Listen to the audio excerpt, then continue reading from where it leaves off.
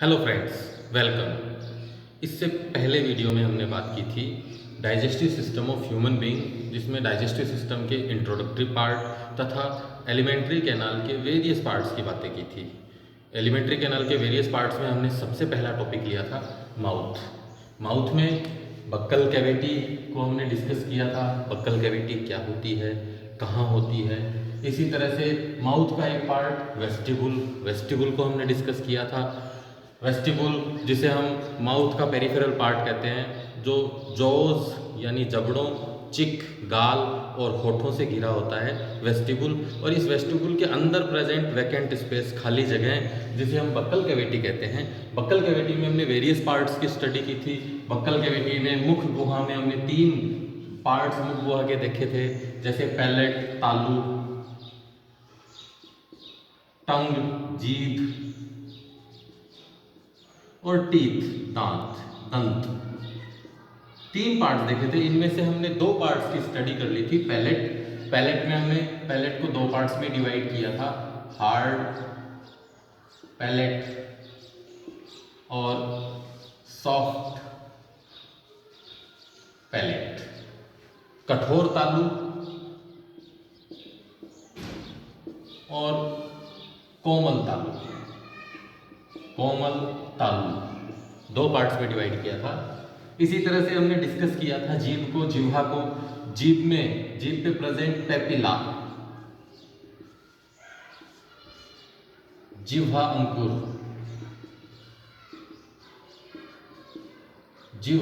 Various type of tongue papillae की बात की थी, जिह्वा अंकुरों की बात की थी। इसी तरह से जीभ पर पाए जाने वाली स्वाद कलिकाएं, टेस्ट बड्स की हमने बात की थी। जीभ को, टंग को एक्सप्लेन किया था। आज का टॉपिक हम लेंगे टीथ, दांत। ये ह्यूमन बीइंग में बक्कल कैविटी में मिलने वाली एक स्पेशल स्ट्रक्चर है, जो mastication and chewing of food, भोजन को चबाने और काटने में सहायता करता है दांत। मैस्टिकेशन में यानी चूर्ण बनाने में, पीसने में, और च्विगिंग, चबाने में सहायता करता है। भोजन को मुख गुहा में चबाता है। बड़े बड़े भोजन के टुकड़ों को, लार्ज फूड पार्टिकल्स को स्मॉल पार्टिकल्स में तोड़ता है, कन्वर्ट करता है। ह्यूमन बीइंग के टीथ की, दांतों की कुछ स्पेसिफिसिटी है, एक विशेषता है। जैसे मानव में दंत डायोफोडोंट होते हैं, द्विबार दंती। मानव के दांत डायोफोडोंट, द्विबार दंती होते हैं। दैट मीन्स ये जीवन में, लाइफ स्पान में 2 बार आते हैं।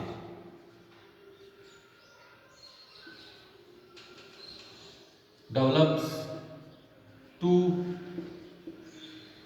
times in whole life।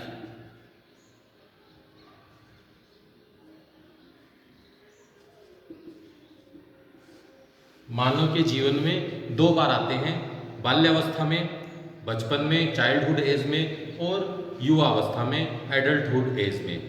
बाल्यावस्था में आने वाले दांतों को मिल्की टीथ, दूधिया दांत कहा जाता है, मिल्की टीथ कहा जाता है, जो बाल्यावस्था में आते हैं। इनकी संख्या ह्यूमन में 28 होती है। इसी तरह से एडल्टहुड एज में, युवावस्था में आने वाली दांतों को परमानेंट टीथ कहा जाता है। इनके नंबर, परमानेंट टीथ के नंबर ह्यूमन बीइंग में 32 होते हैं।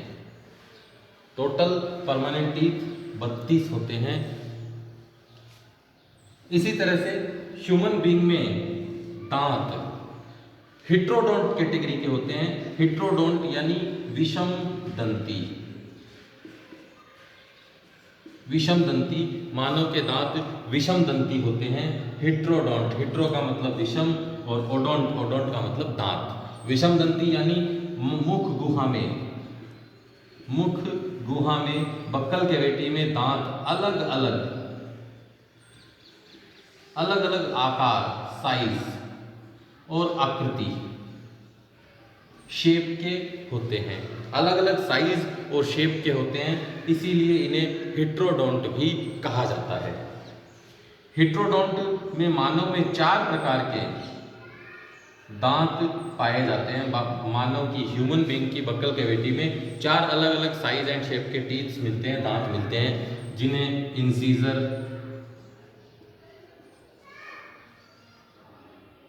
कैनाइन, प्रीमोलर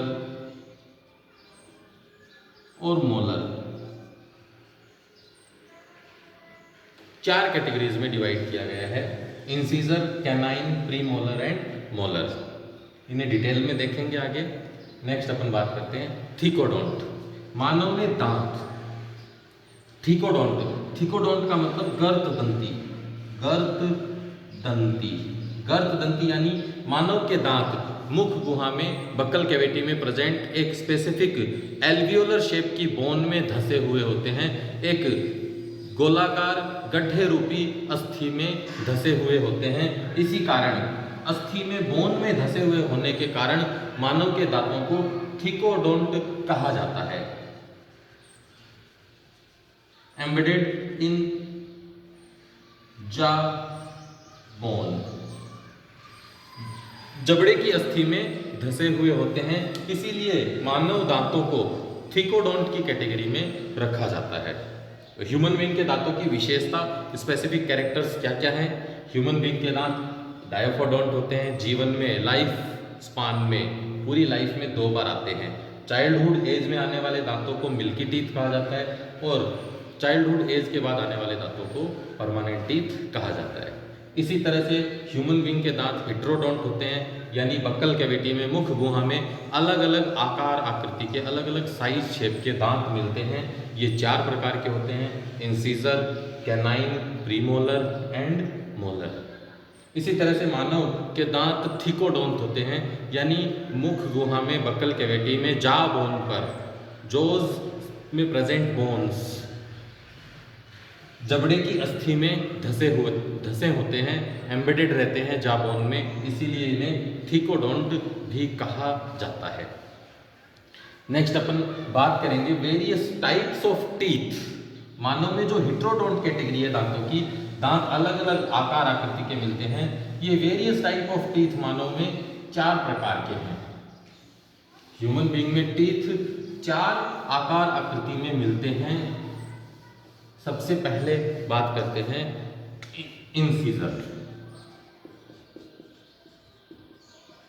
इंसीजर यानी कृतनक दंत। इंसीजर टीथ, कृतनक दंत। ये दांत चिसेल शेप के और शार्प होते हैं, तीखे और फावड़े के आकार के होते हैं। इनका आगे का क्षेत्रफल ज्यादा होता है, अधिक क्षेत्रफल वाले दांत हैं और शार्प एजेस वाले होते हैं, तीखे होते हैं, इसीलिए इन्हें इंसीजर कहा जाता है। इनका मुख्य कार्य भोजन को, फूड को बाइट करना है, कुतरना होता है और कटिंग, फूड की कटिंग, काटने में सहायता करते हैं। भोजन को काटने और कुतरने में सहायता करते हैं। चिशल शेप के हैं, फावड़े के आकार के और शार्प एजेस वाले हैं, अत्यधिक तेज और नुकीले होते हैं। इसी तरह से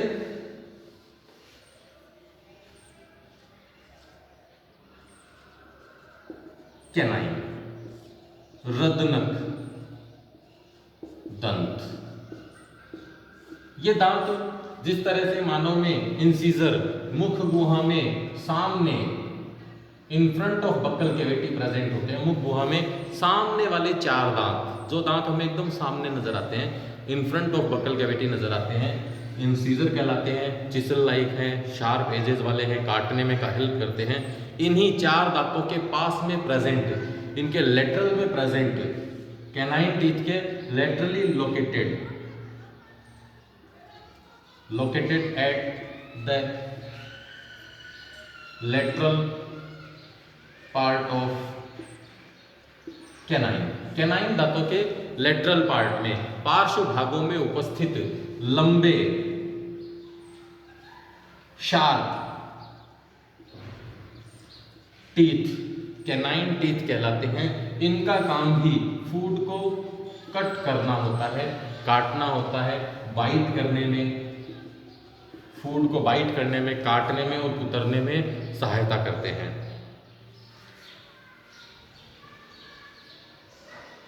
थर्ड कैटेगरी मानव में मिलने वाले दांतों की, प्रीमोलर। ये दांत मानव में पार्श्व भागों में कैनाइन टीथ के पीछे उपस्थित होते हैं, कैनाइन दांतों के, रदनक दांतों के पीछे स्थित होते हैं। इन्हें अग्रच्वर्णक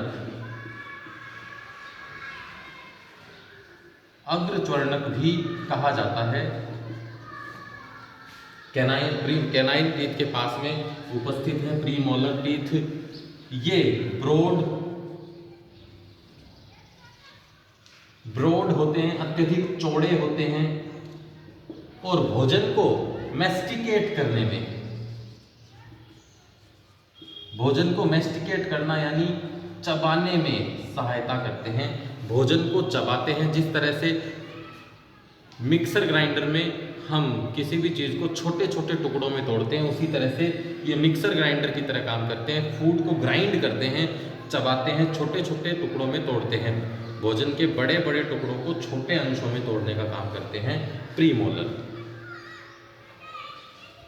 प्रीमोलर के पीछे बक्कल कैविटी में, ह्यूमन बक्कल कैविटी में मोलर टीथ प्रेजेंट होते हैं। यह बाल्यावस्था में,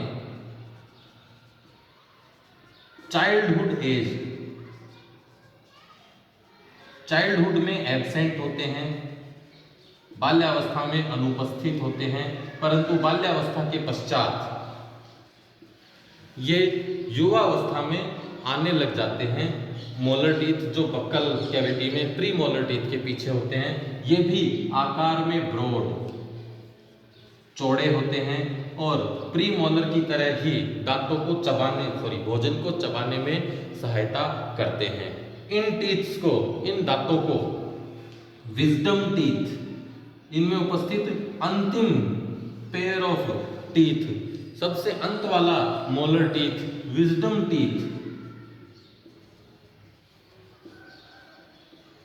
टीथ कहलाता है, यानी अकल दाढ़ कहलाता है।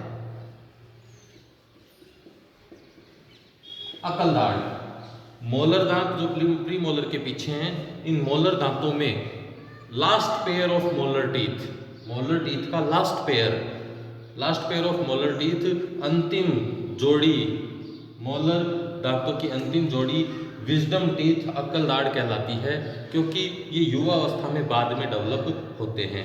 इन दांतों को वेस्टिजियल टीथ भी कहा जाता है, वेस्टिजियल ऑर्गन।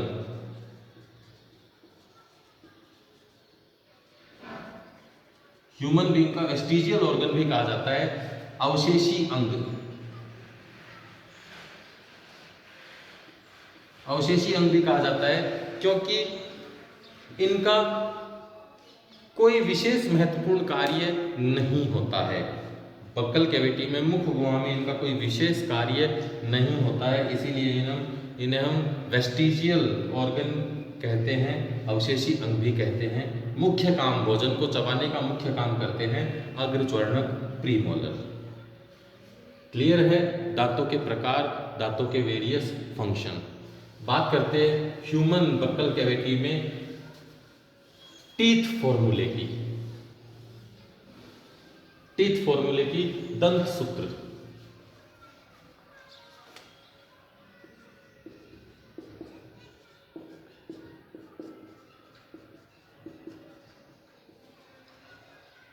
टीथ फॉर्मूला, दंत सूत्र।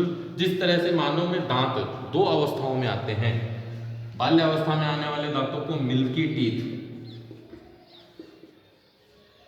मिल्की टीथ कहा जाता है। तो बाल्यावस्था में दांतों का दंत सूत्र अलग होगा और इसी तरह से युवा अवस्था में आने वाले दांतों को परमानेंट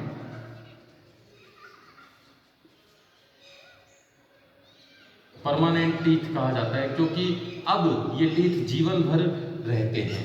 परमानेंट टीथ इसीलिए कहते हैं, मिल्की टीथ के टूटने के पश्चात आने वाले दांत जो जीवन में पूरे संपूर्ण जीवन काल में होल लाइफ स्पान में रहते हैं, इसलिए इन्हें हम परमानेंट टीथ कहते हैं। परमानेंट टीथ का टीथ फॉर्मूला अलग होता है।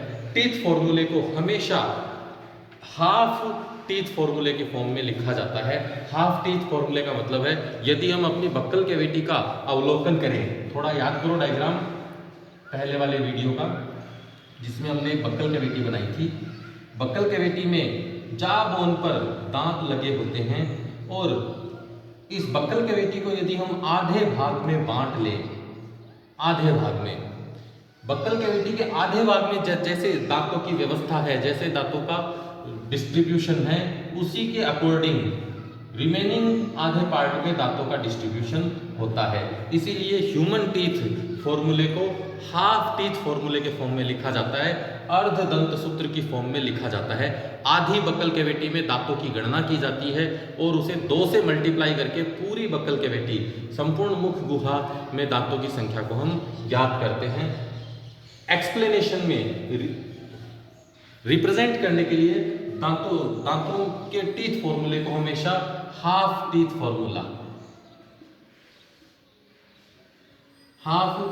फॉर्मूले के रूप में लिखा जाता है। हाफ टीथ फॉर्मूले के रूप में लिखा जाता है। मिल्की टीथ का फॉर्मूला होगा, इंसीजर के लिए सिंबल बनाएंगे हम आई, कैनाइन के लिए सी, प्री मोलर के लिए पीएम और मोलर के लिए एम। हाफ टीथ फॉर्मूला लिख रहे हैं। बक्कल कैविटी में हमारे बक्कल कैविटी के 2 पार्ट है, रूफ एंड फ्लोर। रूफ पे प्रेजेंट दांतों को हम दांतों की संख्या को ऊपर लिखेंगे इस बार के, और नीचे वाली बक्कल कैविटी में फ्लोर पे प्रेजेंट जो सॉकेट में प्रेजेंट टीथों को नीचे लिखेंगे।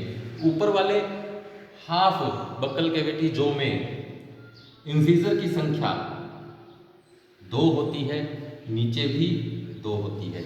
जो सबसे सामने वाले दांत हैं, आगे के 4 दांत जो आधा लेफ्ट हैंड साइड में है 2 दांत और 2 दांत आधे राइट हैंड साइड में है। इसी तरह से नीचे भी 2 दांत लेफ्ट हैंड साइड में है इंसीजर और 2 दांत राइट हैंड साइड में। एक्सप्रेस हम करते हैं हाफ टीथ फॉर्मूला, इसलिए यहाँ लिखेंगे 2/2। इसी तरह से कैनाइन, इंसीजर के पास वाले दांत कैनाइन, देखो संख्या में 1 है, सबसे लंबे दांत हैं। कार्निवोर्स में ये और ज़्यादा लंबे होते हैं और बक्कल कैविटी के बाहर निकले हुए होते हैं। हर्बीवोर्स में ये लेस डेवलप होते हैं, इनकी लंबाई कम होती है परंतु नुकीले होते हैं। इनकी संख्या अपर हाफ जो में 1, लोअर हाफ जो में 1, ऊपर वाले आधे जबड़े में 1 और नीचे वाले आधे जबड़े में 1-1, तो दोनों तरफ मिलाएंगे तो 2-2 होंगे। Incisor, canine, premolar. कैनाइन के पीछे 3 दांत, कैनाइन के पीछे प्रेजेंट दांत जो चौड़े हैं, इन्हें प्रीमोलर कहा जाता है। प्रीमोलर दांतों की संख्या होती है अपर हाफ लेफ्ट हैंड में 2, अपर हाफ राइट हैंड में 2। इसी तरह से लोअर हाफ लेफ्ट हैंड में 2 होंगे तो लोअर हाफ राइट हैंड में भी 2। बाल्यावस्था में मिल्की टीथ नहीं होते हैं, इसलिए यहां लिखेंगे 0। अब ये हमने क्योंकि हाफ डेंटल फॉर्मूला लिखा है, आधी बक्कल कैविटी का लिखा है, ऊपर वाले और नीचे वाले दांतों को मिला के कंप्लीट बक्कल कैविटी के फॉर्मूला को लिखने के लिए हम इसे 2 से मल्टीप्लाई करेंगे। 2 से मल्टीप्लाई करेंगे तो हमारे पास आएगा 2 2 4 1 5, 5/5 × 2 = 20। मैं थोड़ा सा रिकॉल कर देता हूँ। इससे पहले मैंने जो हिट्रोडोंट में दांतों की मिल्की टीथ की संख्या बताई थी वो 28 बता दी थी गलती से। ये संख्या होगी 20, क्योंकि मोलर टीथ तो है ही नहीं बक्कल कैविटी में। हमारे मिल्की टीथ में मोलर टीथ होते ही नहीं है, तो ये करेक्ट कर लेना आप लोग आगे। पीछे जो मैंने 28 बताए थे मिल्की टीथ, उन्हें करेक्ट कर लेना, रिकॉल कर लेना। ये कितने होंगे मिल्की टीथ? 20। इसी तरह से परमानेंट टीथ फॉर्मूला कैसे लिखेंगे? वही इंसीजर दांत के लिए सिंबल बनाएंगे आई, कैनाइन के लिए सी, प्री मोलर के लिए पीएम एंड मोलर के लिए एम। हाफ बकल कैविटी अपर जो में इंसीजर 2, लोअर जो में इंसीजर 2। हाफ बकल कैविटी के अपर जो में 1 कैनाइन, लोअर जो में 1 कैनाइन। इसी तरह से प्री मोलर 2 2 और मोलर की संख्या होती है 3 3 into 2 is equal to 2 3 5 3 8 8/8 into 2 बराबर कितने? टोटल दांत 32 दांत हमारे परमानेंट टीथ की कैटेगरी में आते हैं। याद रखने का सिंपल सा तरीका है, परमानेंट टीथ फॉर्मूला को याद रखेंगे 21 23 मल्टीप्लाई बाई 2 और किस सीक्वेंस में याद रखेंगे? Incisor, canine, premolar, molar. Incisor यानी सामने वाले दांत जो बक्कल कैविटी में सबसे आगे है। इनके पास में प्रेजेंट एक टीथ कौन सा है? कैनाइन। कैनाइन के पास अगले 2 टीथ, चौड़े टीथ, वो कौन से हैं? प्रीमोलर। और प्रीमोलर के आगे कौन से हैं? 3 टीथ मोलर। परमानेंट टीथ की संख्या। इसी तरह से मिल्की टीथ को याद करने का तरीका है 21 20 इंटू 2। 20 मतलब ये लास्ट वाला 0 किसे शो कर रहा है? Absence of molar. Molar teeth की एब्सेंस को शो करता है। बाल्यावस्था में, चाइल्डहुड एज में मोलर टीथ नहीं होते हैं। तो मेरे अकॉर्डिंग ये कॉन्सेप्ट क्लियर हो चुका होगा आपका। टीथ फॉर्मूला कैसे लिखा जाता है, दोनों के ऊपर क्वेश्चन आते हैं। मिल्की टीथ फॉर्मूला लिखो और परमानेंट टीथ फॉर्मूला लिखो। क्लियर है? नेक्स्ट अपन बात करते हैं स्ट्रक्चर और पार्ट ऑफ टीथ की। ह्यूमन बीइंग में टीथ साइज शेप में अलग अलग टाइप के होते हैं, बट इनकी बेसिक स्ट्रक्चर, टीथ की बेसिक स्ट्रक्चर सभी टीथ की सेम होती है। एक्सटर्नली अगर हम दांत को देखें, एक्सटर्नली बाहर से दांतों को अगर हम देखते हैं तो ह्यूमन बीइंग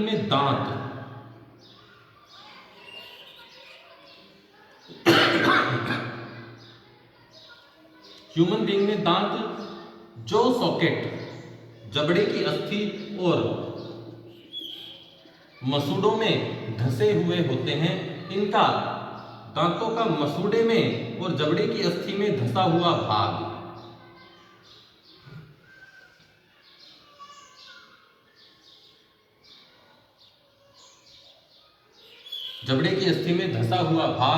रूट कहलाता है। जबड़े की अस्थि में धंसा हुआ दांतों का पार्ट रूट कहलाता है। दैट मीन्स ये इतना पार्ट दांत का जो जबड़े की अस्थि में जो सॉकेट में धंसा हुआ है, इसे हम रूट की कैटेगरी में रखते हैं। जड़, दांतों की जड़। इसी तरह से दांत का वह भाग जो जबड़ों पर सॉफ्ट मसूड़े से घिरा हुआ होता है, इसे नेक, गर्दन कहा जाता है दांत की। और दांत का वो पार्ट जो मसूड़े की अस्थि से बाहर निकला हुआ होता है, सफेद रंग का हार्ड पार्ट, इसे क्राउन या हेड कहा जाता है। दांत का वह पार्ट जो एक्सपोज्ड है, जो हमें दिखाई देता है सफेद रंग का भाग, इसे हम हेड कहते हैं। हेड पार्ट आगे एक सॉफ्ट फ्लैशी स्ट्रक्चर में, गद्दीदार स्ट्रक्चर में धंसा हुआ होता है। दांत का वह पार्ट जो सॉफ्ट धंसे हुए गद्दीदार भाग में, जिन्हें हम मसूड़े, गम्स कहते हैं, गम्स में धंसा हुआ भाग नेक कहलाता है। और दांत का वो पार्ट जो दांत की अस्थि यानी ओडोंटोब्लास्ट, बोन, ओडोंटोब्लास्ट बोन में धंसा हुआ पार्ट रूट कहलाता है। एक्सटर्नली हमने दांत को 3 पार्ट्स में बांटा है, हेड, नेक एंड रूट। धंसा हुआ पार्ट रूट, जबड़ों से घिरा हुआ पार्ट नेक, और एक्सपोज्ड पार्ट, बाहर दिखने वाला पार्ट हेड या क्राउन। इंटरनल स्ट्रक्चर अगर हम देखें तो दांत अपनी इंटरनल स्ट्रक्चर में एक हार्ड सब्सटेंस से मिलकर बना होता है, जिसे डेंटिन कहा जाता है। डेंटिन जबड़े की अस्थि में यानी ओडोंटोब्लास्ट बोन में धंसा हुआ होता है। दांत का इंटरनल स्ट्रक्चर देखें तो दांत एक कठोर, एक हार्ड सब्सटेंस से मिलकर बना है, जिसे डेंटिन कहा जाता है। ये डेंटिन दांत दांत का एक ऐसा पार्ट है जो जबड़े की अस्थि में धंसा हुआ होता है। इसी डेंटिन पार्ट में एक मिडिल पार्ट में एक खोखली गुहा, एक होलो कैविटी होती है जिसे पल्प कैविटी कहा जाता है। पल्प कैविटी की इनर सरफेस पर एक फ्लूइड भरा रहता है जिसे पल्प कहा जाता है। पल्प कैविटी में एक फ्लूइड भरा रहता है जिसे पल्प कहा जाता है। यह पल्प लगातार डेंटिन की सेल्स को न्यूट्रिशन सप्लाई देता है, क्योंकि पल्प फ्लूइड का कनेक्शन ब्लड वेसल्स से रहता है। ब्लड वेसल्स पल्प में न्यूट्रिशन सप्लाई देते रहते हैं और इन्हीं न्यूट्रिशंस को ये पल्प कैविटी की हेल्प से डेंटिन की सेल्स को प्रोवाइड करवाता है। दांत में डेंटिन के कंटिन्यूअस फॉर्मेशन के लिए, लगातार डेंटिन के निर्माण के लिए पल्प कैविटी की इनर सरफेस पर एक स्पेसिफिक स्ट्रक्चर प्रेजेंट होती है जिसे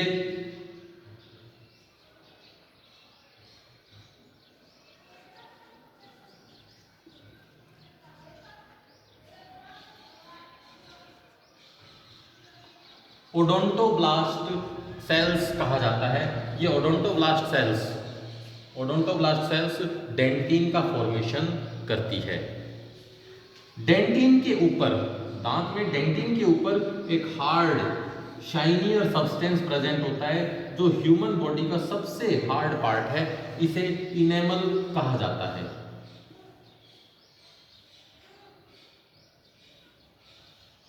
हार्डेस्ट पार्ट है, ह्यूमन बॉडी का हार्डेस्ट पार्ट है, दांत का हार्डेस्ट पार्ट है इनेमल। इनेमल डेंटिन को प्रोटेक्ट करने का काम करता है, डेंटिन को प्रोटेक्शन देने का काम करता है, तथा ये रिचेस्ट इन कैल्शियम से भरपूर होता है। कैल्शियम से मिलकर बना होता है। कैल्शियम की भरपूरता होने के कारण ये हार्ड होता है।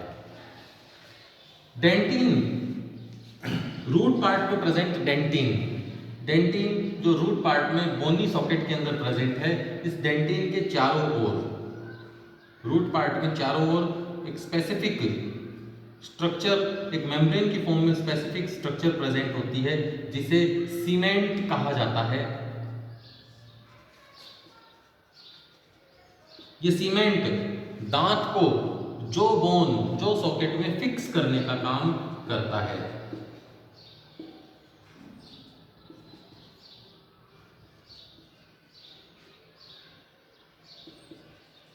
जो सॉकेट में दांतों को फिक्स रखने का काम करता है सीमेंट। तो दांतों के इंटरनल स्ट्रक्चर में हमने बात की।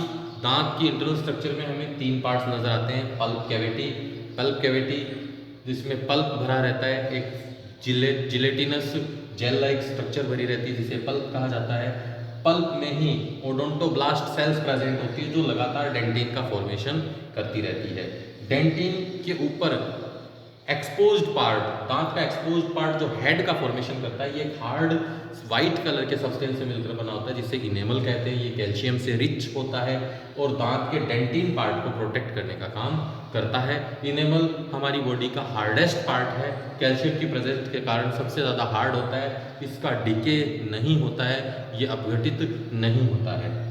पल्प कैविटी में ही इनर सरफेस पर, पल्प कैविटी की आंतरिक सतह पर एक स्पेसिफिक सेल, ओडोंटोब्लास्ट सेल मिलती है जो डेंटिन को लगातार बनाने का काम करती है।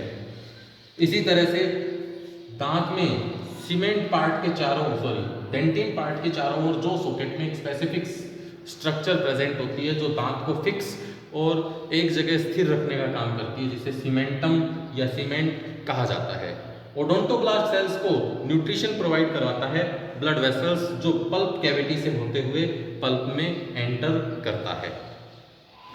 दांत की ग्रोथ ह्यूमन बीइंग में लिमिटेड होती है, इसलिए लिमिटेड ग्रोथ को मेंटेन रखने के लिए जैसे जैसे एज बढ़ती है ह्यूमन बीइंग में पल्प कैविटी की इनर सरफेस में प्रेजेंट ओडोंटोब्लास्ट सेल्स धीरे धीरे डिस्ट्रॉय होने लग जाती है और इसी कारण से ओडोंटोब्लास्ट सेल्स के डिस्ट्रॉय होने से डेंटिन की कंटिन्यूअस ग्रोथ नहीं होती, इसीलिए दांत एक निश्चित हाइट और साइज शेप अटेन करने के बाद अपनी ग्रोथ को रोक लेते हैं।